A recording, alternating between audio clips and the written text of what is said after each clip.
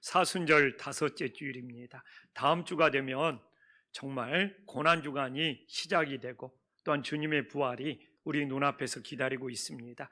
이에치카는 역사란 무엇인가 정말 굉장히 명절을 남겼는데, 이에치카는 이 역사란 과거와 현재 사이에 끊임없는 대화라는 것입니다.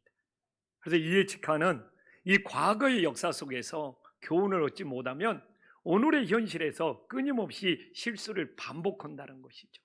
어떻게 보면 하나님께서 성경의 말씀을 기록한 것도 동일한 원리입니다. 정말 오늘 신명기 8장에서 이 모세는 이스라엘 백성들에게 가나안 땅에, 약속의 땅에 들어가기 전에 광야 40년 동안 하나님이 너희를 어떻게 인도하였는지 기억하라는 겁니다. 광야 40년을 기억하지 못하면 너희들은 가나안 땅에 들어가서 또다시 죄악을 범하며 끊임없이 실수를 반복할 거라는 것입니다. 그래서 우리는 정말 오늘의 실수를 반복하지 않기 위해서는 성경에 기록된 말씀을 통하여 교훈을 얻을 때만이 우리들이 오늘날 하나님 앞에 죄악을 범하지 않고 살아갈 수 있는 하나님의 뜻을 찾을 수 있음을 깨달으시기를 간절히 소망합니다. 그래서 오늘 우리는 이 신명기 8장에서 왜 이스라엘 백성들을 광야를 걷게 하였느냐, 정말 그 뜻이 무엇인지를 기억하고 오늘날 우리가 그 실수를 반복하지 않고 살아갈 수 있는 하늘의 뜻, 하늘의 지혜를 얻을 수 있는 믿음의 자녀들이 될 수 있기를 간절히 소망합니다. 오늘날도 많은 분들이 광야의 길을 걷고 있습니다. 광야의 길은 어려운 길, 힘든 길을 의미하는 것이죠. 그래서 이스라엘 백성들만 광야의 길을 걷고 있는 것이 아니라 오늘도 건강이 힘들어서 건강 때문에 광야의 길을 갖고 있는 성도들이 있고, 또한 물질 때문에 정말 재정적인 광야의 길을 걷고 있는 성도들도 있고, 또한 자녀의 문제로 정말 마음에 힘든 광야의 길을 걷고 있는 성도들도 있고, 또한 주변 가족들이 아프거나 어렵기 때문에 주변의 관계 때문에 마음에 무거운 짐을 짊어지고 광야의 길을 걷는 성도들이 너무너무 많습니다. 그러면 하나님께서 왜 나에게 정말 광야의 길을 걷게 하시는가? 왜 나에게 이렇게 건강 때문에 광야의 길을 걷게 하시고, 재정 때문에 광야의 길을 걷게 하시고, 자녀의 문제로 광야의 그 길을 걷게 하시고, 내 가족의 문제, 내 주변의 문제로 광야의 길을 걷게 하시는가? 오늘 신명기는 우리들에게 너무나 소중한 답변을 주시고 있는 거예요. 그래서 2절에 보면 하나님이 우리를 광야의 길을 걷게 하시는 이유는 하나님 우리를 낮추시고 우리를 우리를 시험한다는 거예요. 너희들이 이렇게 인생의 광야의 길을 가면서, 그 어려운 길을 가면서 너희들이 정말 하나님의 말씀을 지키느냐 지키지 않느냐, 그 진심을 하나님은 시험하시겠다는 것이죠. 우리들이 세상에서 잘 나갈 때는 오히려 하나님께 순종하기가 쉽다는 것이죠. 순풍에 돛달고 나아가는 것은 오히려 당연한 순종이 된다는 것이죠. 그러나 내가 정말 광야의 길을 갔을 때 내 숨겨진 진심이 밖으로 나온다는 거예요. 그래서 너희들이 건강에 광야의 길을 걸으면서, 재정의 광야의 길을 걸으면서, 자녀의 광야의 길을 걸으면서, 주변 관계 때문에 광야의 길을 걸으면서, 그때 우리들의 마음속에 진심이 밖으로 나와서 그런 길을 걸으면서 하나님의 말씀을 지킬 수 있다면 그 광야의 길은 생명의 길, 구원의 길, 지름길로 바뀌는 놀라운 역사가 있음을 믿으시기를 간절히 소망합니다. 애굽의 총리가 되었던 요셉은 애굽의 총리까지 가는 길이 정말 광야의 길이었습니다.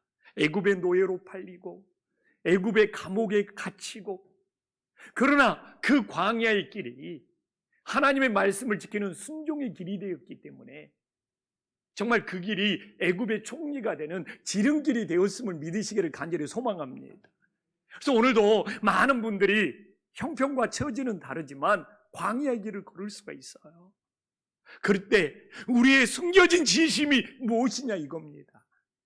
우리의 숨겨진 진심이 순종의 길이 되어서 정말 그 길이 생명의 길, 구원의 길, 하나님께로 나아가는 지름길이 되는 놀라운 역사가 있기를 간절히 소망합니다. 또한 봐보십시오. 오늘 3절에 보면 하나님께서 왜 우리를 광야의 길을 걷게 하셨느냐 너무 분명히 말해주고 있어요. 우리가 광야의 길을 갈 때 우리는 정말 낮아질 수밖에 없어요.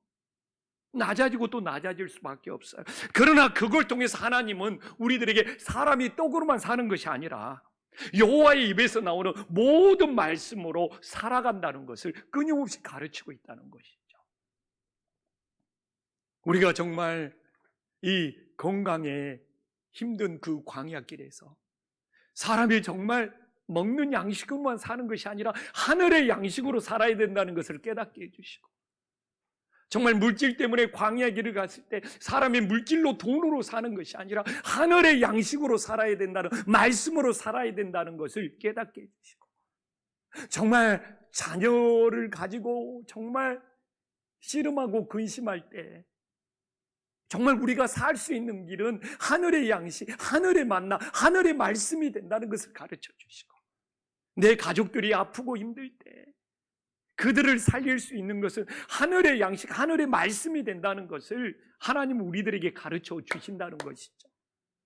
그래서 예수님도 40일 금식했으면 얼마나 힘들겠습니까?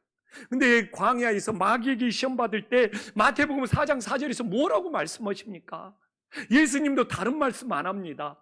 아니, 하나님의 아들 예수님이 오늘 본문에 나온 신명기 말씀을 붙잡고 마귀의 템테이션, 마귀의 유혹을 물리치고 있는 거예요. 예수님도 하나님의 말씀, 신명기 말씀을 붙잡고 사단의 유혹, 마귀의 템테이션을 물리치는데 우리들이 다른 방법으로 마귀의 유혹을, 마귀의 시험을 어떻게 이겨내길 수 있다고 생각을 하십니까? 그래서 우리는 광야의 길을 걷고 있다면 그 광야의 길에서 정말 생명의 길, 구원의 길, 은혜의 길로 가기 위해서는 예수님도 신명기 말씀을 붙잡고 사단의 유혹을 물리치는 것처럼 우리도 다른 방법이 없다는 것을 깨닫고 정말 하나님의 말씀으로 우리 광야길을 이겨낼 수 있는 믿음의 자녀들이 될 수 있기를 간절히 소망합니다. 근데 우리들이 광야길을 걸으면서 아직도 하나님의 말씀을 붙잡지 않는다면, 하나님의 말씀 속에 뜻을 찾지 않는다면, 그러면서 왜 내 인생의 광야길이 이렇게 길어집니까? 원망하고 불평하고 있다면 우리는 거기서 벗어날 수가 없는 것이죠. 봐보십시오. 육신의 양식이 필요 없다는 이야기가 아닙니다. 예수님도 신명기도 우리가 먹고 사는 육신의 양식과 동시에 하나님의 입에서 나오는 하늘의 양식, 말씀의 양식으로 살아야 된다는 것. 그러면서 하나님은 당부를 하시잖아요. 음식도 편식을 하면, 음식을 먹는 것 같은데 편식을 하면 몸이 약해져요. 그것처럼 오늘도 말씀하시잖아요. 모든 말씀이라고. 가끔 그럽니다. 저 성경 열심히 보는데요, 자기가 좋은 말씀만 골라서 봐.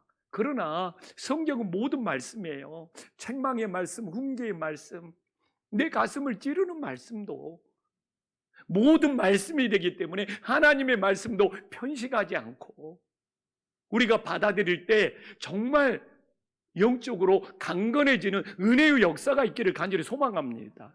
요새 성도들이 진짜예요. 성경 말씀, 좋은 말씀만 골라서 보는 편식이 너무 심해요. 정말 성경 말씀, 모든 말씀입니다. 모든 말씀. 그것이 나를 강건하게 하는 거예요. 말씀이 쓰고 말씀이 내 마음에 아릴지라도 그게 오히려 내 영혼의 보약이 됨을 믿으시기를 간절히 소망합니다. 그래서 저도 정말 성경 말씀은 편식 안 하려고 그래요. 이 설교 메시지도 편식해가지고 그냥 축복의 말씀만 골라서 전할 수 있겠죠. 그러나 그게 우리의 영혼을 살리는 것이 아니란 말입니다. 내가 편식하면서 좋은 말씀만, 축복의 말씀만, 복받는 말씀만 쏙쏙 골라내서 왜 못 전하겠냐 이거예요. 그러나 그건 편식이잖아요. 오늘 신명기에도 나와 있고 예수님도 직접 모든 말씀이 우리를 광야길에서 벗어나게 하고 우리의 영혼을 살리는 놀라운 은혜가 있음을 믿으시기를 간절히 소망합니다. 근데 광야길에 갈 때 하나님은 우리를 고아처럼 버려두시지 아니하고 정말 부모처럼 우리와 함께하면서 돌보시고 있는 거예요. 많은 분들이 광야길을 간다, 하나님이 나를 버리셨느냐? 절대 아닙니다. 내가 어떤 광야길을 가고 있을지라도 하나님은 부모가 되어서 우리를 돌보시고 인도하고 있음을 믿으시기를 간절히 소망합니다. 그럼 광야길을 가는 우리를 하나님께서 어떻게 돌보시고 인도하십니까? 오늘 4절에 나오잖아요. 하나님이 그들을 버리셨느냐고요. 40년 동안 내 의복이 헤어지지 아니하고 내 말이 부르트지 아니하느니라. 얼마나 놀라운 사랑의 돌보심이 되는 줄을 믿으시기를 간절히 소망합니다. 정말 부모가 자녀를 돌보듯이 사랑으로 돌봐줬다는 것. 그러나 우리는 이걸 잘 깨달아야 돼요. 정말 말씀을 그냥 보는 것이 아니라 이 말씀을 볼 때 묵상해야 돼요. 무슨 이야기입니까? 무슨 메시지입니까? 광야를 걸으면서 이스라엘 백성들은 의복의 문제를 스스로 해결할 수 없고 발이 부르트는 문제를 스스로 해결할 수가 없었어요. 우리 부모가 되시는 하나님은 우리들이 스스로 해결할 수 없는 문제를 사랑으로 돌봐주심을 믿으시기를 간절히 소망합니다. 그렇기 때문에 많은 사람들이 기도하면서 정말 대부분 스스로 해결할 수 있는 것을 기도한다는 거예요. 그래 놓고는 하나님의 응답이 없다고 투정되고 원망한다는 거예요. 왜 자녀 농사를 망치는지 압니까? 어떤 부모가 자녀가 할 수 있는 것을, 스스로 할 수 있는 것을 부모가 자꾸 해주다 보면 그 자녀는 세상에 어려운 문제를 만났을 때 이겨낼 능력을 잃어버리는 거예요. 자녀가 스스로 할 수 없는 것은 부모가 돌봐야 되지만 자녀가 스스로 할 수 있는 것은 그 능력을 자꾸 키워나가야지. 정말 인생의 어려운 문제를 헤쳐나갈 수 있는 자녀가 되는 것이죠. 그래서 이걸 잘 우리들이 받아들여야 됩니다. 그럼 어떻게 해야 되느냐? 우리는 정말 오늘도 기도해야 돼요. 내가 스스로 해결할 수 없는 문제는 하나님께 기도하고 또 기도하여 하나님의 돌보심을 받을 수 있기를 간절히 소망합니다. 그러나 스스로 해결할 수 있는 문제는 감사하고 또 감사해야 돼요. 내가 할 수 있다는 거, 하나님이 그 능력을 주셨음을 믿고 감사하고 또 감사할 수 있기를 간절히 소망합니다. 그래서 우리들은 사실 감사의 지경이 넓어져야 돼요. 근데 감사는 줄어든다면 정말 우리 신앙은 어린아이 신앙에서 스스로 할 수 있는 것도, 우리는 오늘 하루를 아침에 일어나서 먹을 수 있고 옷을 입을 수 있고 걸어올 수 있는 거, 이거 다 스스로 할 수 있는 거잖아요. 그러나 이 모든 것이 감사가 돼야 되는 거예요. 내가 오늘 하루 이렇게 정말 이런 것을 하면서 하루하루를 살아갈 수 있는 것은 하나님의 놀라운 감사인 거예요. 그래서 우리 인생에 감사가 아닌 것이 없는 거예요. 그래서 성경은 감사가 오히려 최고의 기도라고 합니다. 이게 많은 분들이 감사와 기도를 착각을 해. 그래서 저는 어떻게 보면 하나님 앞에 기도 시간에 감사의 시간이 더 많아요. 정말 모든 것이 감사하더라고요. 그러면 하나님 앞에 돌봐달라고, 할 수 없는 것을 돌봐달라고 기도하는 것은 몇 개가 안 되더라고요. 하나님 앞에 그냥 모든 것이 감사해요. 감사가 아닌 것이 없어. 오늘 하루를 살아가는 것이 감사해요. 근데 왜 우리 신앙인들은 감사가 메말랐냐? 그래서 정말 기도는 스스로 할 수 없는 것은 하나님 앞에 간절히 간구해야 돼요. 그러나 내가 하루하루 오늘도 이렇게 스스로 할 수 있는 것들이 이만큼 된다는 것이 얼마나 감사인 줄 몰라요. 그러나 우리는 어려서 스스로 할 수 없는 것들이 우리가 자라나면서 스스로 할 수 있는 것이 되고, 또 나이가 들어가면서 스스로 할 수 없는 것들이 또 많아집니다. 이 어떤 순환의 삶이에요. 그래서 스스로 할 수 있는 것은 하나님께 모든 것이 감사가 되고, 스스로 할 수 없는 것은 하나님의 사랑의 돌보심을 받고 살아가는 믿음의 자녀들이 될 수 있기를 간절히 소망합니다. 정말 이 원리만 깨달아도 우리는 정말 성령 충만한 삶이 될 수 있어요. 또한 제가 이야기했잖아요. 하나님은 우리를 사랑으로만 돌보주시는 것이 아니라 오늘 5절에 보면 우리의 부모가 되시는 주님은 아들을 징계한 같이 우리를 징계하는 줄을 우리 마음에 생각할 수 있기를 간절히 소망합니다. 그래서 저는 스스로 할 수 없는 것을 사랑으로 돌봐주시는 마음이나 우리를 징계하는 마음이나 그 안에 하나님이 우리를 사랑하는 마음은 동일함을 깨달으시기를 간절히 소망합니다. 아들을 사랑하니까 징계하는 거예요. 근데 문제는 뭔지 압니까? 징계하는 목적이 분명해야 되는 거예요. 그래서 오늘 6절에 징계하는 목적이 분명히 나와 있습니다. 왜 자녀들을 잘 양육을 못하냐? 징계하는 목적이 분명하지가 않으니까 자녀들한테 설득력을 잃어버리는 거예요.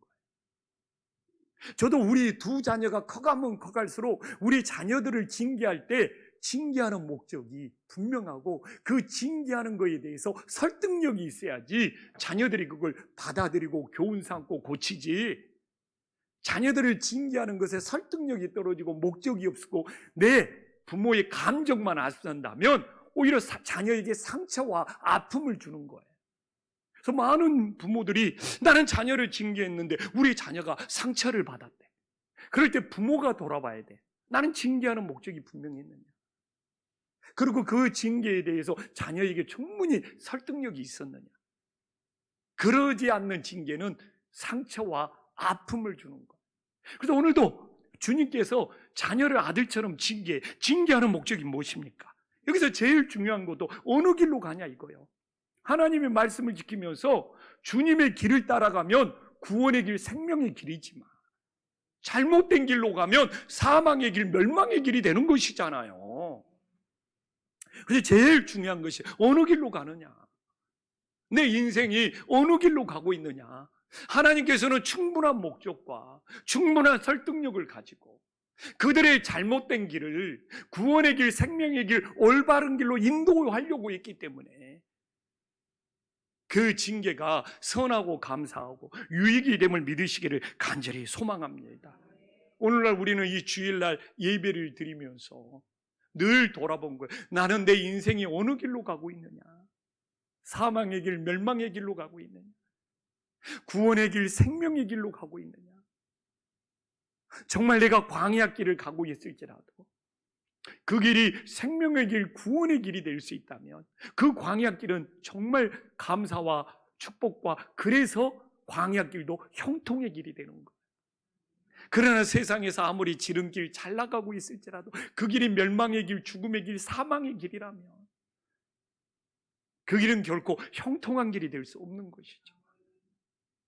그래서 우리가 설사 광야 길을 갈지라도 그 길이 주님을 따르는 길이 되어서 생명의 길, 구원의 길이 될 수 있기를 간절히 소망합니다. 근데 하나님께서는 이 광야 길을 가시면서 사람이 떡으로만 사는 것이 아니라 하나님의 입에서 나오는 말씀, 하늘의 양식으로 살아라고 끊임없이 지금 가르치고 있잖아요. 그러면 도대체 하늘의 만나로 사는 것이 뭐냐, 하늘의 양식으로 사는 것이 뭐냐를 받아들일 때 우리는 광야길을 가면서 교훈을 얻을 수 있는 거예요.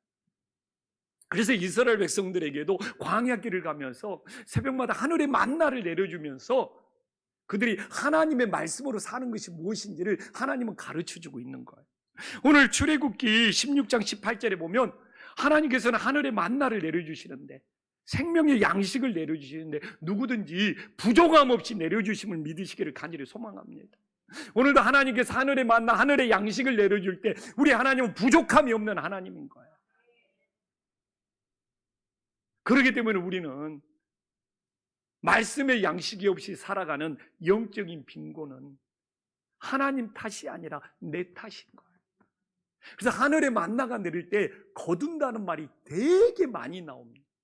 거두어야 되는 거예요.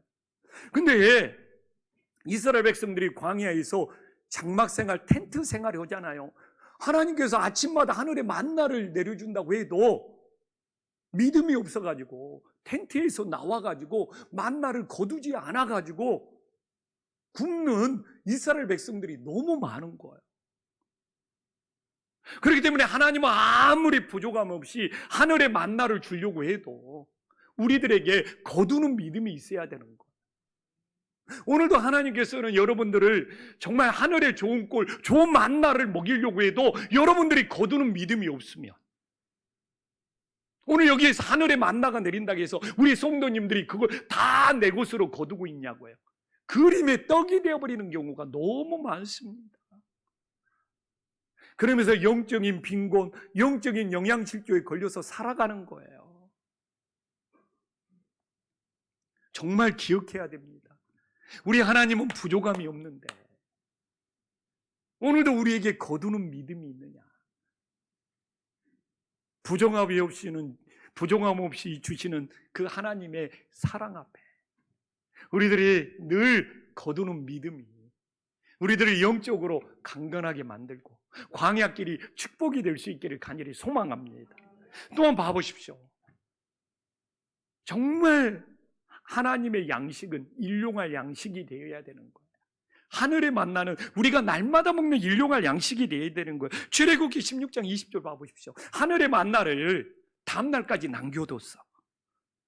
근데 순종하지 아니하고 어떻게 됩니까? 아침까지 두었더니 벌레가 생기고 냄새가 난지라. 광야의 만나는 오늘의 양식이 되어야 되는 거예요. 일용할 양식이 되는 거예요. 응? 어제 거 오늘까지 사용할 수 없다는 것이 하늘의 만나의 원리잖아요. 참 놀라워요. 그래서 우리들이 과거에 봉사하고 과거에 충성하고 과거에 헌신한 거 하나님이 다 기억하고 하늘의 상급을 주실 줄 믿습니다.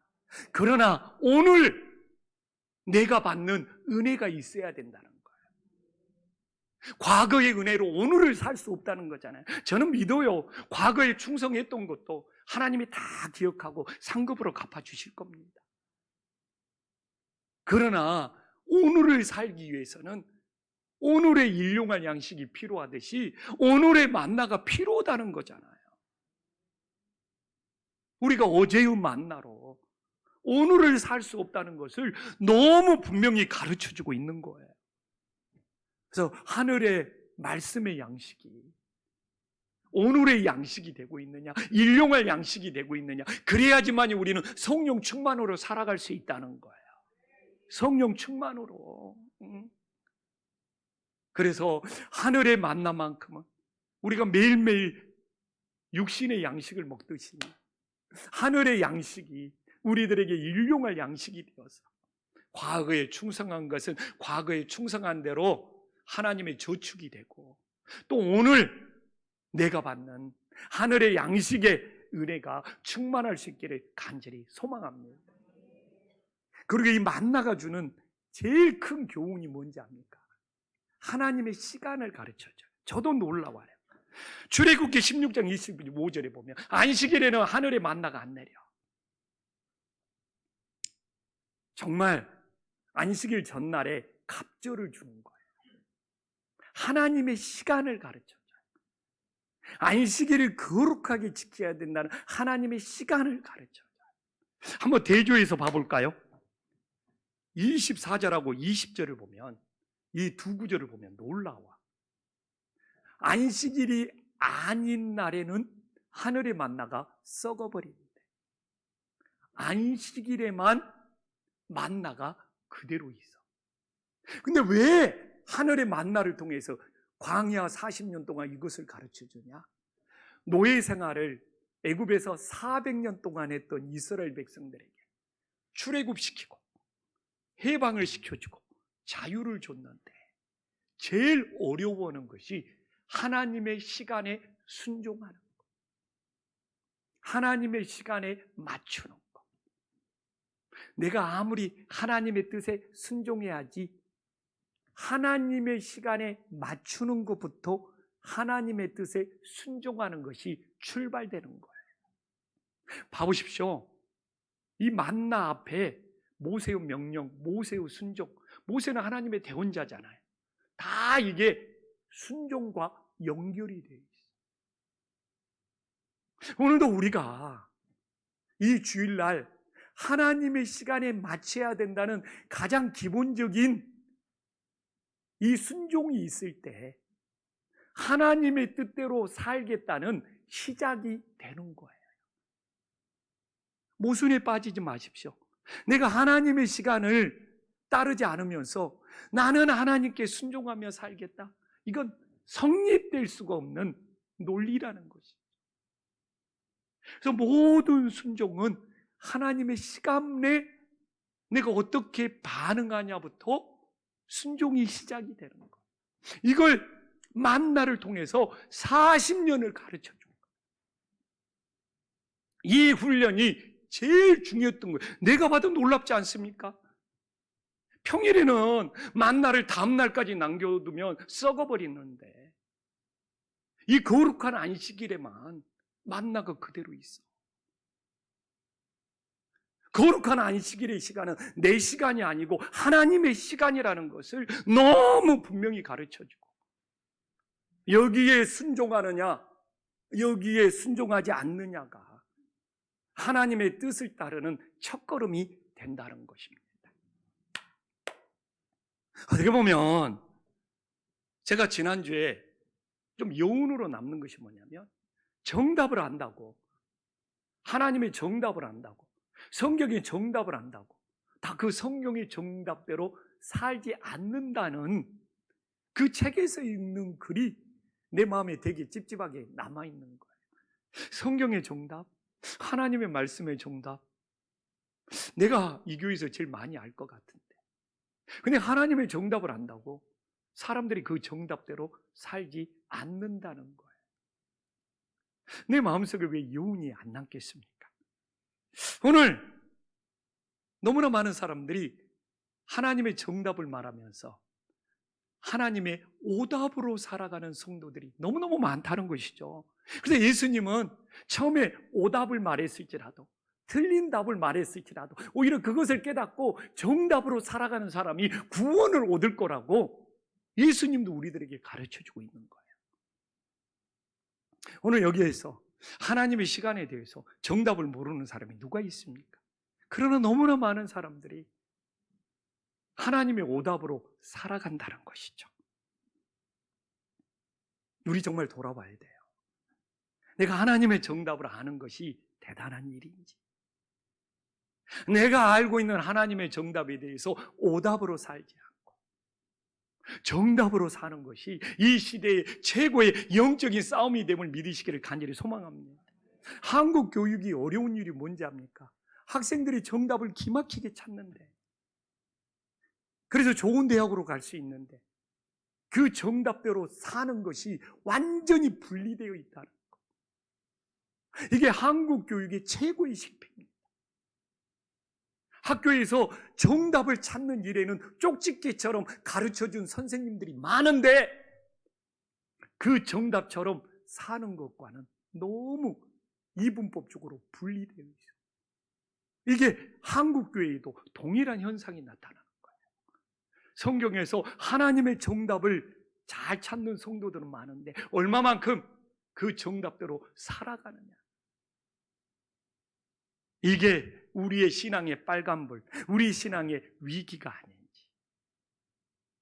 그래서 정말 오늘 우리가 다시 한번 하나님의 정답을 알았으면 우리들이 하나님의 정답대로 살아갈 수 있는 것이 하나님 앞에 최고의 순종이 됨을 믿을 수 있는 하나님의 자녀들이 되기를 간절히 소망합니다.